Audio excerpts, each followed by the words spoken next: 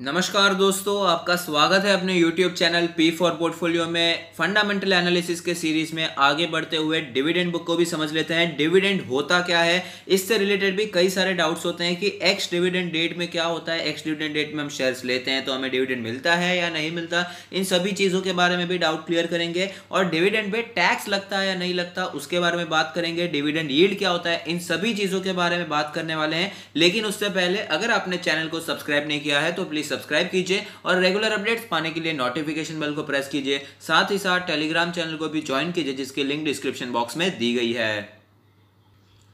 सबसे पहले समझ लेते हैं डिविडेंड क्या होता है। Dividend is a sum of money paid regularly typically annually by a company to its shareholders out of its profits और रिजर्व्स।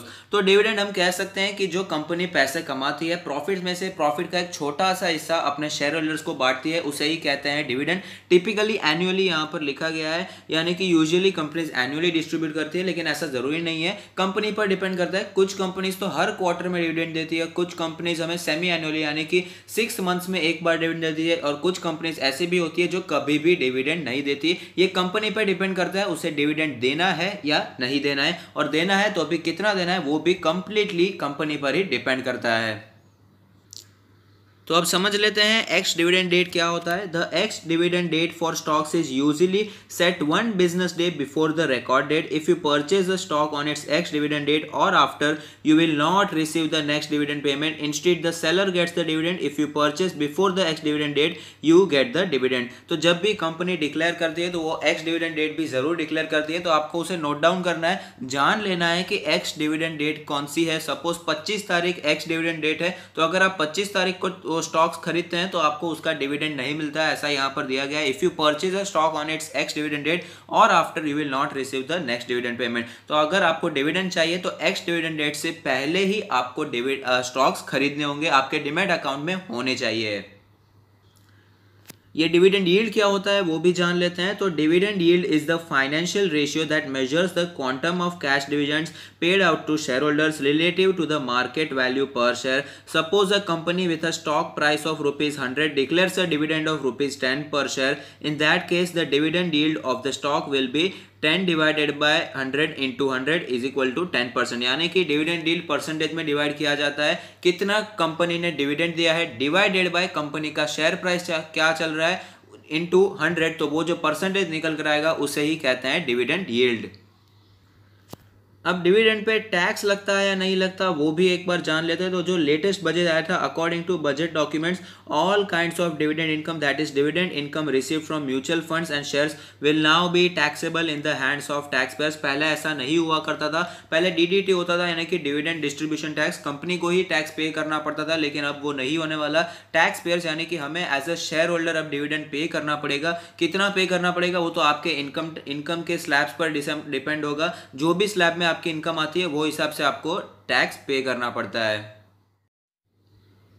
तो एक रियल लाइफ एग्जांपल लेते हैं टीसीएस का, जो कि रेगुलरली डिविडेंड देती है। तो यहाँ पर एक टर्म समझाना रह गया है जो कि है डिविडेंड परसेंटेज। तो कंपनी जब भी डिविडेंड डिक्लेयर करती है तो दो तरीके से कर सकती है, या तो डायरेक्टली बता देगी कि पर शेयर हम इतने रुपए डिविडेंड देने वाले हैं, या तो वो परसेंटेज निकालती है। तो यहाँ पर 7800% दिखाई दे रहा है, तो ये किस पर बेस्ड है, फेस वैल्यू पर बेस्ड है। ₹1 का फेस वैल्यू है, तो ₹1 के फेस वैल्यू पर 7800% का डिविडेंड मिलने वाला है, जो कि कैलकुलेट होकर ₹78 आता है। तो टीसीएस ने हमें एक साल में ₹78 का डिविडेंड दिया है। तो अब डिविडेंड यील्ड के बारे में बात करें तो उसका कैलकुलेशन मैंने देखा, जो डिविडेंड होता है divided by current market price. तो 78 का डिविडेंड है divided by current market price, जो भी वैल्यू आएगा वही होता है डिविडेंड यील्ड। हमें ये कैलकुलेट करने की जरूरत नहीं है, मनी कंट्रोल के ऐप पे ये तैयार होता है। तो डिविडेंड यील्ड है 3.46% का, अच्छा डिविडेंड यील्ड हमें यहाँ पर दिखाई दे रहा है।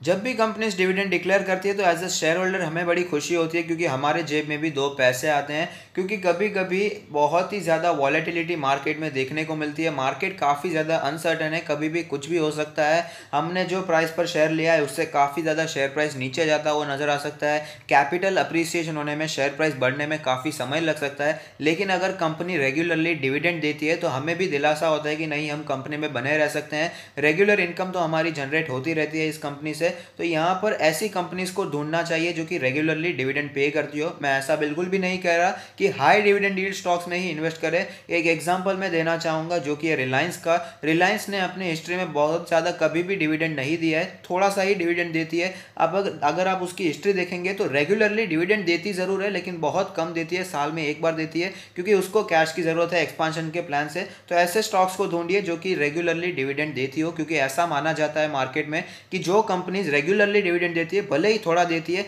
उनकी जो नीयत होती है, प्रमोटर्स की जो नीयत होती है वो अच्छी मानी जाती है, क्योंकि वो शेयर होल्डर्स को थोड़ा सा प्रॉफिट का हिस्सा दे रही है। तो ऐसे स्टॉक्स पर आपकी नज़र बनाए रखनी चाहिए जो कि अच्छा डिविडेंड भी दे सके और साथ ही साथ हमें अच्छा ग्रोथ भी दे सके। डिविडेंड के बारे में बात करें और पीएसयू स्टॉक्स को हम भूल जाए, ऐसा हो ही नहीं सकता, क्योंकि PSU stocks high dividend yielding stocks होते हैं। 5%, 8%, 10%, 12%, 15% तक के डिविडेंड यील्डिंग स्टॉक्स हमें पीएसयू स्टॉक्स में देखने को मिलते हैं। तो हर जगह पर सिक्के के दो पहलू होते हैं, ऐसे ही यहाँ पर भी सिक्के के दो पहलू है।